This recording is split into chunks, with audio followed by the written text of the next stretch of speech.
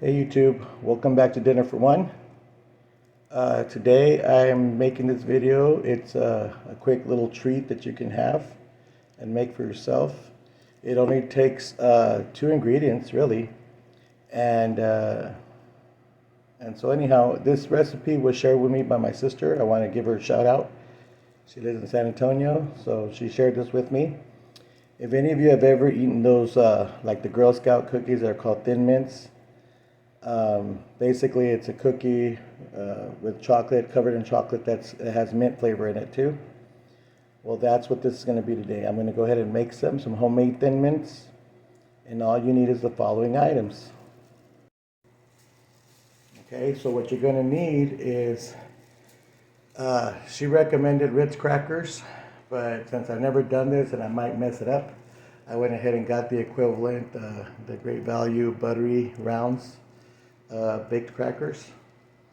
And then she had suggested the Andes chocolate chips, but I couldn't find them. What I did find were these from Great Value. They're mint fudge flavored baking chunks. And then of course I got parchment paper. She didn't say whether to use regular or non-stick, but I got non-stick because I figured that way when they're dried and ready to take off, they shouldn't stick to this paper. So I already have that ready as well.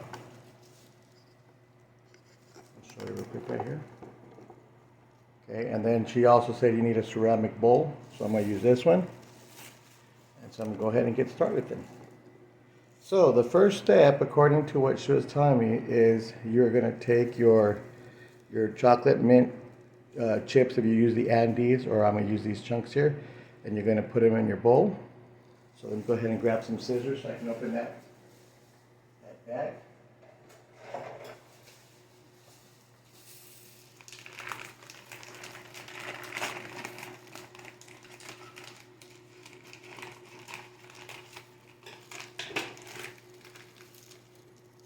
You can immediately smell the mint.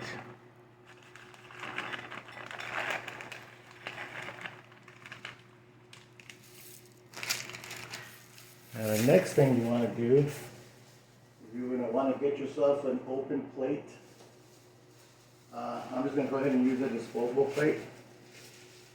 And my sister recommended that you just go ahead and get a whole roll of crackers and cut those open and set them out, spread out onto your plate. The reason for that, from what she explained to me, is that the process is going to go kind of quick. So you want to make sure you have them ready so you're not wasting your time trying to open the package to get those crackers ready. And so yeah, she suggested opening them up, putting them out like that. Now mind you, the one she's made, the Andes chocolate was all, or at least it looked all brown. This one, as you can see, has like green in it from the mint. I don't know when it comes time to mix it, it'll be turned all brown, like chocolatey.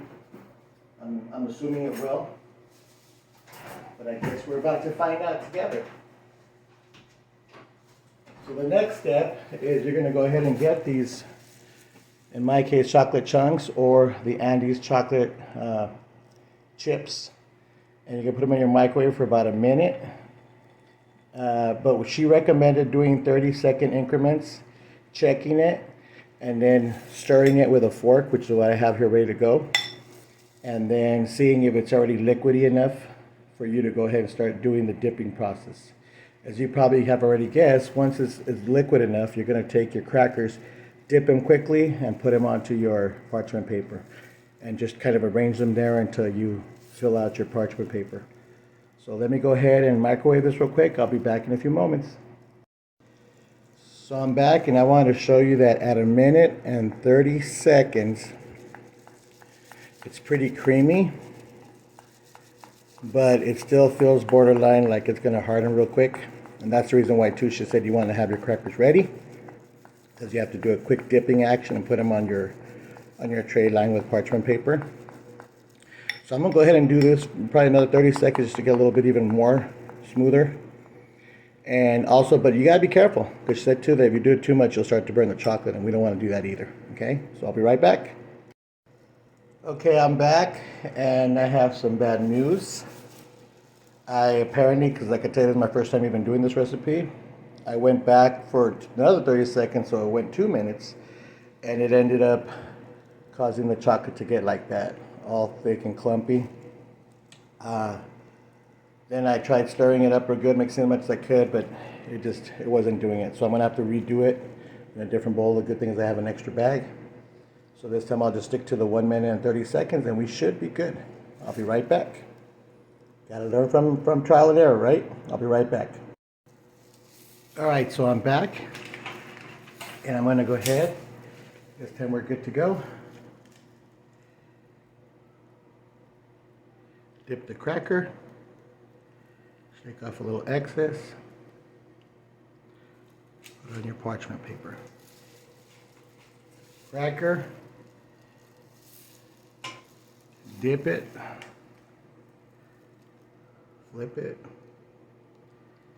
Shake off the excess. Put it on your parchment paper.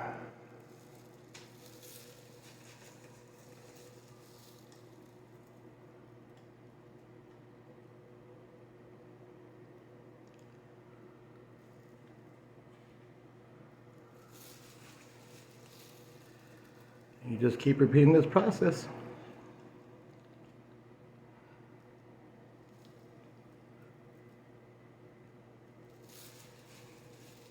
So since I have several of them, I'm gonna go ahead and stop the video real quick.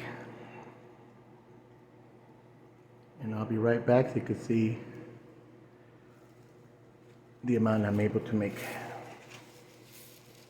Be right back. All right, I'm back.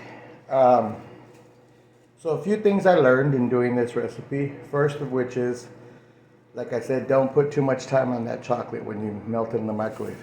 If you go over like I did, you saw what happened with the first batch of chocolate. Second thing, the chocolate, because it sticks to the cracker really well, you'll tend to use it up quicker. So you'll want to probably have more chocolate. I would have had more to make more had I not messed up that first bag, but I would have had probably double this. So I ended up with 16. I could have ended up with 32. But anyhow, this gives you an idea of what you could do. Once you have them on the parchment paper, it's my understanding that all you have to do is let them air dry there, let them cool down, and then they should be ready to eat. And then after that, I mean, if you want to remove them, you remove them, put them in a plastic Ziploc bag. You can store them in your fridge and they're nice and cool. Whenever you want a quick snack, there you have it. And they taste just exactly like those Thin Mint cookies that you buy from the Girl Scouts or in the stores. So anyhow, I hope you guys will give this recipe a try, and I hope you have much better success than I did.